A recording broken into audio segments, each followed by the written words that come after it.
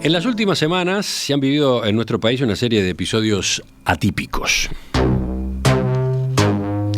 Amenazas de bombas, hackeos a las web oficiales de instituciones del gobierno e incluso mails con la advertencia sobre una masacre. Son algunos de esos hechos que han alterado la cotidianeidad a la que estamos acostumbrados. Fiscalía General de la Nación, Presidencia de la República, el Ministerio de Desarrollo Social, la Dirección Nacional de Aviación Civil e Infraestructura Aeronáutica, la DINASIA, y la Dirección Nacional de Migraciones del Ministerio del Interior fueron algunas de las instituciones del Estado que sufrieron ataques ejecutados por hackers. En algunos de esos casos, los ciberdelincuentes revelaron públicamente información sensible que habían logrado extraer de los servidores de las organizaciones agredidas. Además, este domingo, todos los sitios web identificados con la terminación gov.ui experimentaron una caída masiva y recién pudieron ser restablecidos a partir de la hora 14:30. Según la Agencia de Gobierno Electrónico y Sociedad de la Información y el Conocimiento, AGESIC, se trató de un ataque de denegación de servicio, lo que implicó la realización de miles de pedidos simultáneos con el objetivo de saturar los servidores hasta que ya no respondieran. Pero además, la semana pasada hubo otro incidente muy singular cuando la Universidad de la República recibió un mail en el que una persona amenazaba con efectuar una masacre con armas de fuego en alguno de los edificios de esa casa de estudios. En los próximos minutos, si les parece, vamos a echar un poco de luz, o tratar de echar un poco de luz sobre estos acontecimientos a los que los uruguayos, de a poco nos vamos acostumbrando, pero que todavía nos resultan muy chocantes. Para eso recibimos a Leonardo Berro, director y fundador de Security Advisor. Leonardo, bienvenido otra vez, gracias por acompañarnos. Buenos días, Emiliano, buenos días, audiencia, y muchas gracias como siempre por la invitación. Vamos a empezar, si te parece, por algunas definiciones básicas. Vamos a dejarlo lo de estos días para un poquito más tarde. Comencemos por describir brevemente en qué consiste eso, un ciberataque. Bueno, yo definiría primero que nada qué es la seguridad de la información. La seguridad de la información tiene 3 pilares. La confidencialidad, que es básicamente hacer que no accedan a una información tuya privada. La integridad de la información, que es que no te la modifiquen sin que te des cuenta. Y la disponibilidad, que es que la tengas justamente activa a tu servicio cuando la necesitas. Cuando alguno de estos 3 pilares, las siglas en inglés son CIA, Confidentiality, Integrity, Availability, cuando alguno de estos 3 pilares son vulnerados, son violados, hablamos justamente de un ataque de ciberseguridad. Lo que estamos viendo últimamente, justamente en las noticias que tú mencionabas, son ataques que han vulnerado la confidencialidad en algunos casos, cuando sale información a la luz, o la disponibilidad en los últimos casos que tú mencionabas de las denegaciones de servicio a gobierno. Sí, creo que ese primer abordaje que hiciste es muy importante para situar el marco. Veamos ahora justamente variantes de ciberataque, algunas más dañinas que otras, ¿no? Correcto. Por ejemplo, hay una que es alteración de la página principal, de la home de un sitio web, ¿no? Sí, eso es lo que se llama en inglés como defacement. A mí me gusta hacer analogías en el mundo real. Es como que te grafiteen la fachada de tu casa. Ahí está, se toma la portada de un sitio web y se le escribe algo, se le pone un gráfico, una foto, ¿no? Se le cambia contenidos, como vimos en el caso de la DINASIA, que se habían subido fotos y teléfonos móviles de autoridades. Tiene un daño reputacional, obviamente, porque estás viendo de que de alguna forma fue vulnerada la seguridad. O sea, se afecta la reputación de la institución. De la institución, exactamente, pero vamos a ver que dentro de los tipos de ataques no es de los peores. Uh-huh. Después, bloqueo del funcionamiento de los sistemas de la institución. Claro, eso es lo que se conoce como denegación de servicio. Imagínate que un servidor, un sistema en Internet puede atender una cierta cantidad de requerimientos. Lo bombardeo, lo inundo a requerimientos, no le doy la capacidad de atender los realmente válidos y entonces queda de alguna forma fuera de servicio o con un servicio muy degradado, que fue justamente lo que sucedió ahora el fin de semana con algunos portales de gobierno. Y por lo tanto, esa institución queda en una situación complicada, ¿no? Exactamente. Imaginemos si eso ocurre en un sanatorio, ¿no? Bueno, pasó, justamente. Claro, ha pasado. Han habido casos en el mundo. En el mundo, exactamente, donde justamente a través de denegación de servicios evitás que privados o la población acceda a servicios críticos. Dejas de poder hacer reclamos de determinado servicio público, acceder a determinados trámites, o sea, tiene un impacto importante la denegación de servicios. Y la denegación de servicios en algunos casos se realiza pidiendo un rescate para desbloquear esos sistemas. No, el que se pide el rescate es justamente el robo de la información. Ahí nos pasamos, si querés, a una tercera categoría que llamamos robo de información. Pero entonces, a ver, en el caso de denegación de servicio, ¿cómo se resuelve la situación? La denegación de servicio, no siempre detrás de todos estos ciberataques hay un móvil económico. Y ahí, si querés, me paso a otro aspecto. ¿Cuál es el móvil? Bueno, o dinero o fama, básicamente. Lo mismo que sucede a veces en el mundo real. Obviamente hay un motivo económico, es muy lucrativo el ciberdelito. Tenemos que, primero que nada, entender que hay organizaciones que viven y que generan un rédito muy, muy grande a través del ciberdelito. Incluso se está comparando que el ciberdelito va a generar ingresos similares a los de la droga y de otros tipos de negocios, o sea que hay muchísimo dinero detrás de esto. Y después está la búsqueda de fama, el decir, llegué hasta aquí, puse una bandera, lo logré. O sea porque el atacante se termina identificando, se jacta de lo que hizo. Se jacta, exactamente. Hay algo que se llama el hacktivismo, que también es jactarse justamente de hasta dónde logré, porque hay todo un mundo en el cual es una cocarda. Entonces, ¿Hay sitios web donde se vuelca esta información? Sí. Donde justamente se hace alarde de la actividad de los hackers. Sí, yendo de vuelta con las analogías, hay un mundo subterráneo, con túneles en los cuales está el bajo mundo, llamémosle, de los ciberdelincuentes, que muchas veces decimos hackers, pero está mal dicho, son ciberdelincuentes. Hackers, hay también hackers éticos, que son justamente los buenos, los que simulan ataques del lado de los buenos. Bueno, y hay un submundo en el cual se maneja todo este intercambio de información, muchas veces en forma anónima, y ahora vamos a ver un poquito cuáles son las medidas para trabajar. Es muy chocante que ese mundo sea, entre comillas, público, ¿no? Que si bien es público, a partir de lo que ocurre ahí no se puede después ir a detener gente o localizar a los culpables, ¿no? Claro, es un mundo oculto, o sea, no es para el público en general el ingreso, tenés que tener ya conocimientos más avanzados, pero también hay mucho de anonimato, o sea, justamente utilizan sistemas que te dan mucho anonimato, que hacen que sea poco trazable. De vuelta, yendo a analogías del mundo real, imagínate que nosotros en la ciudad tenemos cámaras, ¿no?, de vigilancia, pero hubieran sectores donde no hay cámaras. Bueno, te moves en esos sectores justamente donde no hay cámaras y no queda registro de la actividad.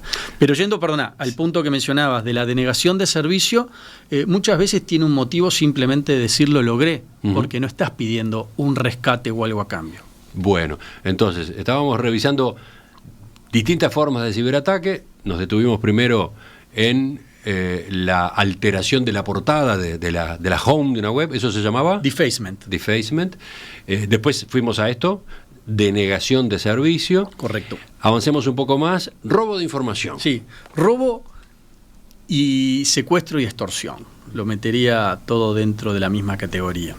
Bueno, ahí ya hemos visto casos en el último año, en Uruguay, en particular el año pasado, donde entran en una institución privada o pública, los ciberdelincuentes, ahora vamos a ver cómo ingresan, roban información confidencial de las bases de datos, y a su vez la dejan encriptada dentro de la empresa para que sea inaccesible por la propia empresa. O sea, la empresa queda trancada. Queda trancada. Hay una parte de la información que necesita para funcionar que está inaccesible. Pero está inaccesible. Exactamente, pero está inaccesible, y ahí es donde los ciberdelincuentes te dicen, ¿querés que te la haga accesible? Págame con bitcoins, algún mecanismo obviamente que no sea traceable, y de esa forma exigir un rescate. ¿Cuáles son las medidas justamente para prevenir esto? Bueno, si tenés una muy buena política de respaldos, en la cual tenés respaldos permanentes de toda tu información, podrías llegar a levantar un respaldo que no hubiera estado encriptado, y de alguna forma te evitas tener que ir al rescate. Si hay un buen sistema de respaldos suficientemente frecuente, la institución que está siendo objeto del chantaje puede olvidarse del chantaje. Puede decirle al chantajista, hace lo que quieras, yo puedo seguir, las arreglo y yo puedo volver a funcionar, ¿no? Claro, yo levanto el respaldo, salvo que también te hayan encriptado los respaldos porque los tengas en línea dentro de la compañía. Entonces, error que no hay que cometer. Error que no habría que cometer. ¿Dónde se guardan los respaldos? Y habría que guardarlos en un lugar seguro, obviamente fuera de línea, y obviamente tener una política de levantarlos en forma periódica. Lo que pasa es que todo esto obviamente también es costo, y ahí es donde tenés que evaluar costo-beneficio, y es donde muchas veces las empresas no evalúan adecuadamente el riesgo de ocurrencia de todo esto y pensamos a mí no me va a pasar. Estábamos entonces en robo de información. Sí, sí. Y en ese tipo de situaciones, ¿no? Se devuelve la información a cambio de un rescate. Ese es el planteo que se le hace a la institución o a la empresa, ¿no? Sí. Pero también está esto otro de robar información que se expone públicamente. Sí. Bueno, cuando te hago el robo de información, dependiendo del tipo de información que te robe, puede tener un impacto muy grande la exposición pública. Imagínate en una institución financiera donde salen los datos de los números de cuenta corriente, nombre, apellido, cédula de identidad, monto depositado. Esa información es muy crítica para una institución financiera, o puede ser información, por ejemplo, a nivel de gobierno, donde salgan datos sensibles de los ciudadanos, ¿no? Todos los datos, dirección, dónde viven. ¿Por qué? Y uno pregunta, ¿y por qué esa información en el fondo es tan importante? Porque te permite hacer después ataques de ingeniería social.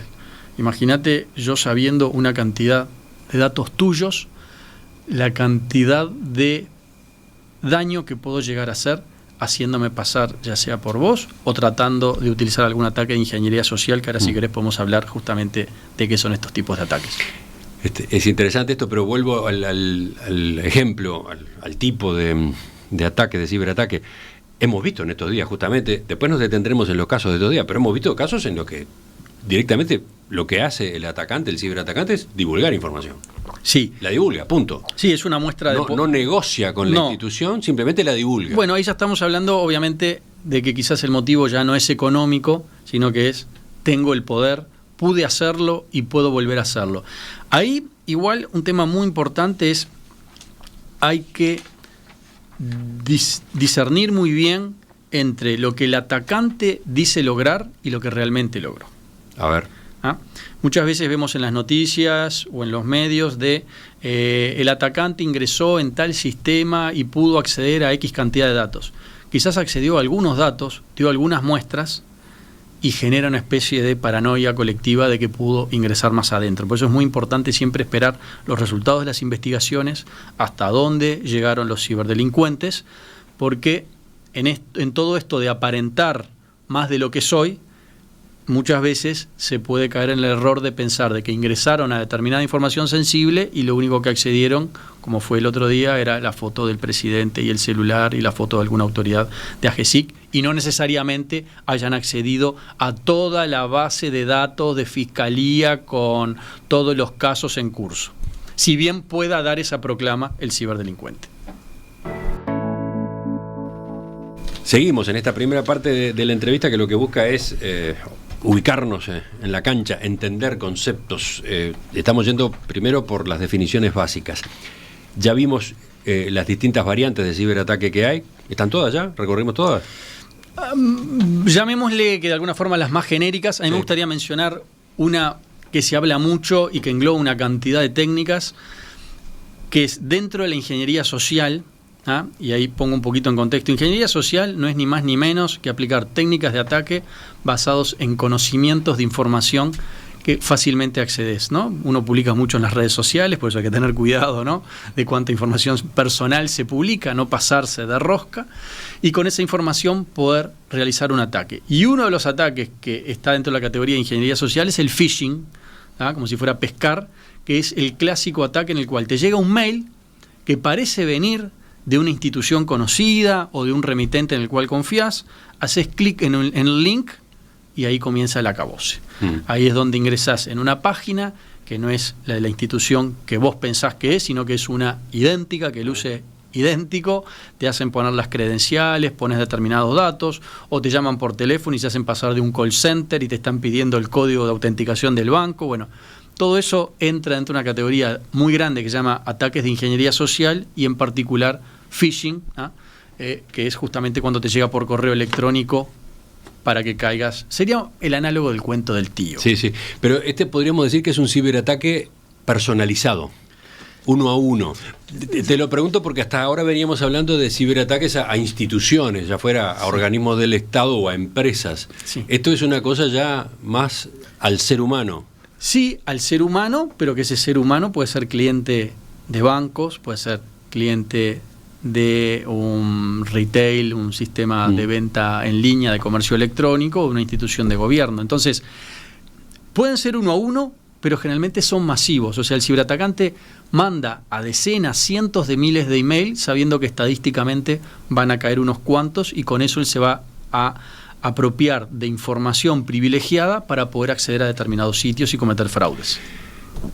En este caso que estás ahora desarrollando me queda una pregunta por lo menos, que es ¿de dónde salen las direcciones de correo electrónico que utiliza el atacante? No sé si te ha pasado, pero a mí frecuentemente me sucede en mails que te ofrecen cientos de miles de direcciones de email de distintas partes del mundo. O sea, ya son públicas las bases de datos de direcciones de email, se filtran, salen, se venden, hay todo un comercio. Entonces pueden ser objeto de filtraciones, pueden haber salido a su vez de ciberataques. Correcto, todo esto se va autonutriendo, ¿no? De ciberataques. Pueden haber generado filtraciones de bases de datos de email, y esto va nutriendo bases de datos más grandes, y hay todo un mercado negro gigante, pero aparte muy económico, para comprar bases de datos con miles, cientos de miles de direcciones de email de distintas partes del mundo, y ahí justamente, ¿no? Es como tirar la red en el océano, alguno va a caer. Esto se va abriendo para varios lados. Tú decís, esa información se puede comprar en distintos lugares, hay mucha oferta. La compran delincuentes, pero capaz que la compran también empresas formales, ¿no? Obviamente. Vaya asunto delicado este último, ¿no? Bueno, ahí entramos en todo el tema de la ley de protección de datos personales y obviamente la información, cómo acceden a la tuya, pero el spam de suceder, Emiliano, la cantidad de spam que recibimos todos los días, nos dice, pero ¿y de dónde sacó mi dirección de email? Ofreciéndome productos que no tienen ninguna relación con el interés que tengamos nosotros. Bueno, justamente porque hay un comercio muy grande de bases de datos de emails. Para terminar esta primera parte, ¿cuáles son las vías por las cuales un atacante logra acceder a una web, a un sistema informático de una institución, eventualmente modificarlos? Bueno, en general las principales vías son a través de vulnerabilidades tecnológicas. Todos los sistemas, todo el software, en el fondo, por ahora, y ahí si querés después entramos en otro punto con el tema de la inteligencia artificial, por ahora son desarrollados por seres humanos. Los seres humanos tienen fallas, errores a la hora de programación, y eso genera vulnerabilidades. ¿Dejan ventanas abiertas? Sí, ponele como que estás construyendo una casa y te quedan fisuras en las paredes, la ventana no te cerró totalmente bien, tenés una filtración en el techo. Bueno, justamente estas vulnerabilidades son las que explotan los atacantes. Ahí hablaríamos de alguna forma del factor tecnológico, que es tecnológico, pero en el fondo es humano también, porque como decíamos recién, todos los sistemas, el software es desarrollado por seres humanos. Y tenemos también el factor o el vector de ingeniería social, que es justamente lo que decíamos hace un rato. Te llega un mail, haces un clic, pusiste tu información personal, te hacen una llamada telefónica, diste información privada. Entonces podríamos decir que más o menos un poco por esas dos grandes vías, tanto el factor tecnológico como el factor ingeniería social, terminan sucediendo gran parte de los ciberataques. Por supuesto que acá se abre la pregunta de cómo se evitan las vulnerabilidades o cómo se corrigen las vulnerabilidades. Capaz que eso lo dejamos para dentro de un rato. Bien. Enseguida, ahora vamos a retomar la entrevista con Leonardo Berro, ingeniero en computación, fundador de Security Advisor, experto en estos asuntos. ¿Cuánto hace que te dedicas a la seguridad informática? Bueno, para mí la seguridad de la información es una pasión. 25 años, en el año 2000 fue cuando constituí la empresa en Uruguay, luego abrimos oficinas en Argentina, Chile y México. Y yo siempre digo, experto me queda grande porque todos los días estamos aprendiendo algo distinto, y acá el que se la cree pierde. Entonces hay que estar permanentemente en guardia, estando seguro de que uno sabe lo mínimo indispensable y permanentemente manteniéndose actualizado, porque nosotros tenemos un eslogan en la empresa que no es si te va a pasar o no, sino cuándo, lamentablemente. Ya volvemos, y sobre todo para detenernos en lo de estos días, lo que hemos ido viendo, conociendo, lo que nos ha preocupado en estos días acá en Uruguay. El gobierno uruguayo, o mejor dicho, el Estado, ha sufrido en estas últimas semanas una serie de ciberataques que han afectado las webs de una cantidad de organismos públicos. ¿Por qué? ¿Por qué se han dado estos hechos? Uruguay está preparado para enfrentar esta clase de delitos informáticos. ¿Cómo se los previene? Ese es el tema. Estamos con un especialista en esta materia, Leonardo Berro, fundador y director de Security Advisor. Estaba mirando en la pausa algunos mensajes de los oyentes y elijo este, por ejemplo. Hoy te llevan todo al pago electrónico, pero cada vez hay más estafas por estos medios. Y entonces cuenta un caso en particular que le pasó a su madre. Hay una paradoja acá, ¿no? Porque nos hemos zambullido, el mundo se ha zambullido en la digitalización, que tiene una enorme cantidad de ventajas, pero que al mismo tiempo abrió este campo monstruoso de esta forma de delincuencia, ¿no? Sí. ¿Cuánto decías tú que ya mueve más que el narcotráfico? Bueno, obviamente todas estas cifras son estimadas, ¿no? Porque no es que es registrado por algún organismo impositivo, pero sí se habla de cifras realmente espeluznantes. ¿Y qué decís de esa contradicción, de esa paradoja? Bueno, es muy importante, muy interesante lo que dice el oyente, porque ¿qué tan práctico ha sido para nosotros como usuarios, como clientes de determinados servicios, poder hacerlo digital, ¿no? ¿Cuánto tiempo nos ahorra ir al banco a hacer un trámite? ¿Cuánto tiempo nos ahorra el poder hacer un pago en línea? Pero es muy cierto que estamos expuestos a mucho más riesgos y ahí hay una doble responsabilidad. La de las empresas que brindan los servicios en tener todo debidamente protegido, y el debidamente vamos a tomarlo entre paréntesis porque es un continuo, la ciberseguridad es como una cebolla, en capas. Tenés que ir agregando permanentemente más capas, y ahora si querés hablamos un poquito de cuáles son los aspectos principales. Y por otro lado, uno como usuario, tomar las debidas precauciones. Tenés que tener tu computadora o teléfono móvil con las últimas versiones actualizadas. Cuando te dice actualizar, hay que realmente prestarle atención a actualizar. Tener algún mecanismo de protección de malware o de virus, hay gratuitos, comerciales. O sea, uno como usuario también tiene que tener conciencia de que hay ciertas precauciones que tiene que tomar. No abrir un link de un mail que no sabes o que tenés dudosa reputación. O sea, las dos partes tienen que trabajar. Sí, sí. Hay que educarse en esta materia.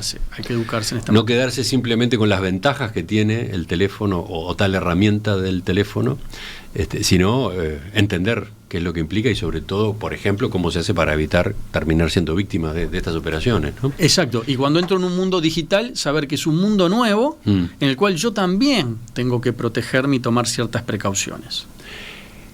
Yo decía en la presentación, en las últimas semanas varios organismos públicos de nuestro país han sufrido ciberataques. ¿Estamos ante un crecimiento de este tipo de operaciones?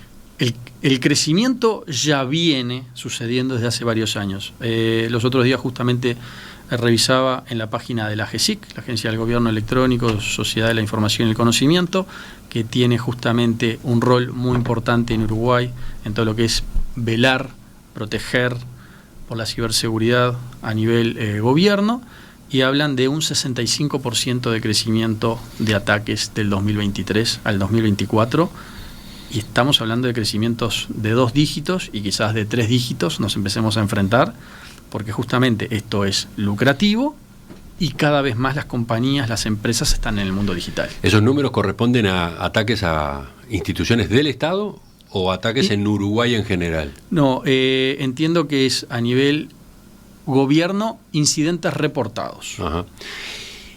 Y ahora, esto que pasó en estas semanas, ¿puede tener alguna explicación particular? Por ejemplo, ¿el cambio de gobierno puede ser un motivo para que se produjera esta andanada?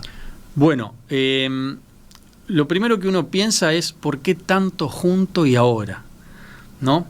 Habría que ver si todo esto es parte de alguna agenda política o social que podría estar relacionado justamente con un cambio de gobierno. Podría darse también de que, dado que un grupo logró algo y salió en los medios, entonces yo tampoco quiero quedarme atrás y soy un ciberdelincuente y hago algo, y como logré, entonces empieza a generar una especie de, ¿no?, euforia, llamale delictiva, porque ya que el otro pudo, entonces voy probando y también veo que al probar puedo, y podría ser parte justamente de algo que esté sucediendo porque se están encontrando problemas en los sistemas. Bueno, y ahí viene la pregunta, la primera, ¿cómo está Uruguay? ¿Cómo está el Estado uruguayo preparado a nivel de defensa contra los ciberdelincuentes? Uruguay está muy bien. ¿Y entonces, pero cómo se entiende? Y no, lo que pasa es que esto viene en aumento a nivel mundial. A ver, vamos por partes. Prevenir los ciberataques no los vas a poder prevenir. O sea, cuando el ciberdelincuente quiere ejecutar algo, lo va a poder hacer. Lo que uno puede de alguna forma es evitar de que el daño sea mayor, o contener el daño, o tratar de mitigar justamente ese riesgo. Lo que está sucediendo son dos cosas. Hay un aumento muy grande, y obviamente llegar a la seguridad total es imposible. Entonces, si bien Uruguay tiene organismos como la GESIC que velan por todos los aspectos de ciberseguridad y monitorean en tiempo real todo lo que sucede a nivel de gobierno y de incidentes, estamos hablando de cantidad de instituciones, algunas con más o con menos presupuesto, que habría que ver si todas están justamente al nivel mínimo requerido, ¿no? ¿Podemos detenernos en algunos de los casos de hackeos de estos últimos días, de estas últimas semanas? ¿Cuál te llamó particularmente la atención? Yo capaz que puedo mencionar el otro. Primero, el de la Dinasia, a ver, que fue justamente en el que entraron en la página de la Dinasia, pusieron la foto del presidente Orsi, el teléfono celular, pusieron... y pusieron un cartel, ¿no? Pusieron una proclama. Uruguay cada vez está peor, hay más corrupción política, más mafias, más pobreza, y lo único que ve el pueblo en la respuesta del Estado son agendas políticas dictadas por la Agenda 2030 y el World Economic Forum. Y agregaron... Bueno, siguieron, ¿no? Nos cansamos del progresismo, las mentiras de los políticos, sobre todo de que la imagen de Uruguay esté cayendo. Uruguay necesita gobernantes, no títeres, etcétera, ¿no? Sí. Bueno, ahí estamos hablando de lo que decíamos hace un rato, defacement, te grafitearon la puerta de la casa. En principio te diría que, si bien eso obviamente tiene un impacto reputacional, lo más preocupante era lo que ellos de alguna forma proclamaban haber logrado, que era que habían ingresado en sistemas internos, críticos de gobierno, mencionaban fiscalía y que habrían accedido a cierta información que después por las investigaciones entiendo que el gobierno desmintió y de que no habrían llegado. Por eso hay que tener mucho cuidado entre lo que el ciberdelincuente dice haber logrado y lo que realmente logró. Firmaban, ¿no? O sea, ahí estaban los autores, Uruguayo 1337, La Pampa Leaks y Bogotá Leaks. Sí, exactamente. Son grupos, ¿no?, que ahí de vuelta también habría que ver, y es parte de las investigaciones, si realmente son quienes dicen ser o se están haciendo pasar por otros, ¿no? Por eso toda esta información hay que tomarla con mucha cautela, hay que esperar que las investigaciones se lleven adelante. Hay todo un proceso que se llama de análisis forense, es una disciplina dentro de la ciberseguridad en la cual tenés que empezar a recabar pistas, igual que en el mundo real, como cuando los de CSI, ¿no?, empiezan a recabar pistas para llegar realmente al fondo del asunto y ver hasta dónde entró el ciberatacante, si realmente comprometió información confidencial del organismo y si realmente pudo retirar esa información. Y en el caso de la Dirección Nacional de Migraciones, se filtraron datos de 14.900 solicitudes de visa a Uruguay. Sí. Y acá el ciberdelincuente que firmaba TA no pidió rescate por los datos, sino que dio acceso de forma gratuita a través de un foro dedicado a la publicación a todo ese material robado. Bueno, acá estamos hablando justamente del móvil no económico, ¿no? Es lo logré, lo pude hacer, acá está, demuestro mi poder. Esos formularios que esta persona filtró contenían nombres completos, detalles del pasaporte, identificaciones con fotografía de personas de varios países a su vez, ¿no? Claro, y acá uno puede decir, bueno, ¿y cuál es el valor de esto? Bueno, justamente, el que accede a esa información, el que tiene acceso a esa información, podría perpetrar luego ataques de ingeniería social porque tiene una cantidad de datos de información privada que te pueden hacer caer en un cuento del tío. Bueno, bien, pero esta persona consiguió esta información, la expuso. ¿Y entonces? Y no pidió dinero. Sí. Y no pidió dinero. Bueno, es por amor al arte, llamémosle, ¿no? O sea, por el placer de hacerlo. demostrar que lo puede hacer, de que tiene el poder de poder hacerlo. ¿Y eso para qué le sirve a él a su vez? Bueno, hay todo un mundo, ¿no?, reputacional. Pero son honorarios, son personajes que se dedican a esto por deporte o a su vez tienen su propio negocio. Bueno, pueden haber de los dos casos, ¿no? Habría que llegar al fondo del asunto cuando se descubra exactamente, si es que se puede descubrir, quiénes fueron los que perpetraron el ataque. Pero podría ser alguien aislado, que simplemente por hobby y por placer, o parte de una organización que muchas de esas obviamente tienen un trasfondo económico, pero a veces hacen determinadas acciones en forma, llamarle, honoraria, por el placer o por el rédito que te da el decir pude hacerlo y a la categoría a la que accedo, ¿no?, las cocardas que logro por haber podido realizar esos ataques. Leonardo, a partir de estos ejemplos que corresponden a ataques que sufrió el Estado uruguayo, páginas web de organismos del gobierno en particular. Estaba la pregunta hace un rato de cómo está el Estado en cuanto a vulnerabilidades. ¿Qué se hace para ser menos vulnerable? Bueno, bien, como comentábamos hace un rato, la ciberseguridad es un proceso en capas, ¿no? Tradicionalmente, hace muchos años, se decía, si tenés un firewall y un antivirus, ya estabas. Bueno, viejos tiempos, estamos hablando años 2000. Eso obviamente ya quedó en el pasado. Hay una cantidad de sistemas que se han ido incorporando a lo largo de los años, porque esto es una carrera contra los ciberdelincuentes. Y hoy básicamente nosotros como compañía estamos haciendo mucho énfasis en todo lo que es gobierno, banca y finanzas, nuestros grandes clientes corporativos, que es en la ciberinteligencia de amenazas. Existen hoy tecnologías, herramientas, servicios que te permiten estar escudriñando lo que sucede en estos túneles subterráneos para anticiparte a movidas de los atacantes, porque hay todo un intercambio de información ahí en ese submundo que te permitiría de alguna forma saber que te la van a dar, ¿no?, hablando en criollo, y obviamente en el caso que te ocurra una brecha de seguridad, poder ver qué es lo que se está traficando de tu compañía, qué información salió, qué es lo que se está ofreciendo. Entonces, eso sería como una especie de ciberinteligencia. De hecho, las herramientas y los servicios se llaman de ciberinteligencia. Y después, por supuesto, todo lo que es monitoreo en tiempo real, hoy ya con inteligencia artificial. En el caso nuestro, tenemos servicios en los cuales brindamos a instituciones un monitoreo, que estás viendo todo lo que está sucediendo, pero ya no solamente atendido por seres humanos, que hay factores de falla, sino por elementos de inteligencia artificial, porque si te atacan robots, no te podés defender con seres humanos, tenés que defenderte con máquinas. Entonces, son dos grandes líneas de trabajo que hoy los organismos justamente están invirtiendo en esas líneas. Y ahí entra, entre comillas, el negocio de ustedes. ¿A dónde voy? A que por lo visto es imprescindible incluir en el presupuesto de una empresa, y ni que hablar de instituciones del Estado, esto, lo de la corrección de las vulnerabilidades. Sí, bueno, hay un tema muy importante. La ciberseguridad ya es un tema de directorio de las empresas, ¿no? O sea, estamos hablando de muchas veces de la continuidad de la vida de la compañía. La ciberseguridad no es un tema de los técnicos y de la gente que se encarga de mantener los PCs y algo que está por allí abajo. La seguridad hoy ya es un riesgo. Los temas de ciberseguridad son riesgos que justamente se tratan en los directorios de las compañías, los dueños de empresa, las altas gerencias, porque estamos viendo que el impacto que te genera un ciberataque te puede dejar fuera de mercado. Hemos visto compañías que internacionales han tenido caídas muy grandes en sus valores de las acciones, justamente por el impacto reputacional y por la pérdida de confianza que genera para el consumidor el que tu proveedor de confianza haya sido ciberatacado. Ni hablar de los impactos económicos que tenés por no haber protegido adecuadamente la información privada de tus clientes.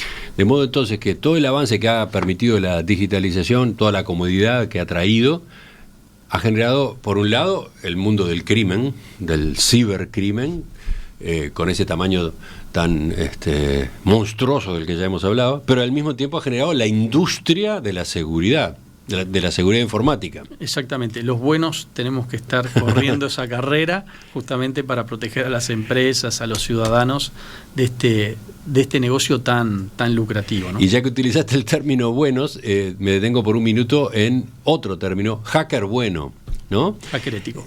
Hacker ético. una de las herramientas para mantener la seguridad del sistema de una empresa es someterla a hackeos, ¿no? Exactamente, muy bueno el punto que mencionás, Emiliano. Una práctica habitual y que debería ser permanente es estar testeando la seguridad de tus sistemas como si fueras un atacante. No hay mejor defensa que un buen ataque. Esto tradicionalmente se hacía una vez al año, cada 6 meses. Ahora tiene que ser un continuo, tiene que ser un permanente. ¿Por qué? Porque los sistemas están cambiando permanentemente, están surgiendo vulnerabilidades y es como que tenés que, en lugar de hacerte un chequeo de salud una vez por año, es como que te pasás a monitorear en tiempo real. Sí. Eso es un poco la tendencia a nivel mundial y en Uruguay de tener servicios continuos de lo que se llaman de análisis, gestión y corrección de vulnerabilidades. Stress test, una cosa así, ¿no? Como stress test, pen test. En la jerga de los bancos, ¿no? Del stress test. Bueno, acá hay que someter a estrés a la web, al sistema, sí. Y en particular en cuanto a hackeos, ¿no? Sí, se llaman pen test, ethical hackings, análisis de vulnerabilidades, depende del alcance y la profundidad que tengan, pero es justamente eso mismo, ¿no? Los buenos de la película simulando ataques controlados para encontrar las fallas, corregirlas antes de que te las encuentre el ciberdelincuente. Enseguida vamos a la última parte de esta entrevista, donde quiero detenerme en un episodio que tuvo sus características especiales, que también vivimos en estos días, ese correo electrónico amenazante que le llegó a la Universidad de la República. Ciberataques, ese es el tema. En la entrevista central estamos con Leonardo Berro. Dice un oyente que no se está teniendo en cuenta en la conversación la existencia del hackeo con motivación política, que existe. ¿Cómo se llama? Tiene un nombre, ¿no? Sí, bueno, lo que está mencionando el oyente justamente menciona temas de hacktivismo, pero en particular cuando hay gobiernos detrás, ¿no? Lo hemos visto muchas veces en las noticias, ¿no? Hackers chinos atacan Estados Unidos. Sí, dice el oyente. De hecho, es ampliamente conocido que Rusia, China y otros países han construido equipos para realizar ataques a su favor. Sí, y no sé si se acordará la audiencia el caso de hace unos años con la planta nuclear iraní, en la cual lograron ingresar atacantes del gobierno de Israel. Nunca obviamente se llegó a la fuente original, pero bueno, es lo que de alguna forma difundieron las noticias, en la cual un reactor que tenía cierto control, se le hizo cortar el control, empezó a girar a más velocidad de la que tenía que girar y bueno, generó un desastre en la planta nuclear. Sí. Y a partir de un caso como ese se puede imaginar cualquier tipo de catástrofes que serían realizables justamente a distancia, ¿no? Y bueno, pensemos... Pero la guerra de Ucrania ha sido una guerra que ha tenido un capítulo al costado de ciberataques. Sí. Entre Ucrania y Rusia, ¿no? Sí. Ida y vuelta. Sí. Pensá en los sistemas críticos de los países. Agua potable, energía eléctrica, comunicaciones, ¿no? Justo ahora cuando estábamos fuera de aire, te comentaba de la película interesante de Netflix con Robert De Niro, en la cual justamente se perpetra un ciberataque en Estados Unidos y queda sin energía eléctrica. El caos que genera, imagínate un país sin energía eléctrica, 14, 18, 24, 36 horas. ¿No? Entonces, eso existe. Lo estábamos dejando afuera, dice el oyente, y pregunta, entonces, teniendo en cuenta que esa realidad está arriba de la mesa, ¿se puede descartar de plano que haya motivos políticos detrás de la ola de ataques acá en Uruguay en los últimos días? No, en principio no podemos descartar nada. Por eso es que justamente las investigaciones se están llevando adelante hasta llegar al fondo del asunto. Pero sí, perfectamente podría haber un motivo político detrás de toda esta eclosión que estamos viendo en las últimas semanas. Para terminar, vayamos a este caso que tuvo características singulares. Todavía la policía está buscando a los autores de un correo electrónico que fue enviado la semana pasada a la Universidad de la República con la amenaza de una masacre y que terminó en el cierre en cadena de varias dependencias de esa institución. Recordemos, el rectorado de la Universidad de la República recibió ese correo, que además fue enviado con copia al Frente Amplio y al Partido Nacional. El mensaje que iba acompañado por fotos de varias armas, decía lo siguiente, comillas: hola, pertenezco a un grupo en línea llamado 764. Les informo que mañana iré a una facultad de la UDELAR para cometer una masacre, iré armado con armas de fuego y cuchillos, trataré de matar a la mayor cantidad de gente posible y luego me suicidaré. Además, transmitiré la masacre en directo por TikTok. Ustedes me causaron dolor, yo se los devolveré aumentado, yo les demostraré a todos ustedes que ninguna vida importa. Tengo alguna pregunta, pero a ver, en general, ¿cómo viste este caso? Bueno, las amenazas, cuando llegan por email, si están bien construidas, pueden caer en un anonimato muy importante. Existen técnicas avanzadas en las cuales tú podés pasar por servidores de correo que no requieren autenticación, VPNs, o sea, mecanismos, llamémosle tecnológicamente avanzados, que te permiten mantener un grado de anonimato importante, que fue justamente de lo que hizo uso este atacante, llamémosle. Según lo que se comentó inmediatamente, el tono, la redacción de la amenaza eran muy similares a otros mensajes. Por ejemplo, uno de fines de febrero en España. Allá terminó siendo detenido un hombre de 23 años que decía pertenecer al grupo 764, que es una organización calificada internacionalmente como terrorista, muy oscura, porque tiene derivaciones en casos de explotación de menores, pornografía infantil, etcétera. Sí, correcto. Ese grupo, si mal no recuerdo, creo que incluso surgió hace unos años en Estados Unidos. Sí, surgió en 2021. 2021. En Texas, ¿no? En Texas, exactamente. Ahí siempre lo que hay que analizar muy bien es si pertenece o dice pertenecer. ¿Ah? Porque justamente, volviendo a este submundo que hay, ¿no?, que es lo que se llama la dark web y la deep web, que es el mundo oscuro de la internet, ¿ah?, hay mucho intercambio de información en la cual te podés nutrir y podés hacerte parecer como, ¿no?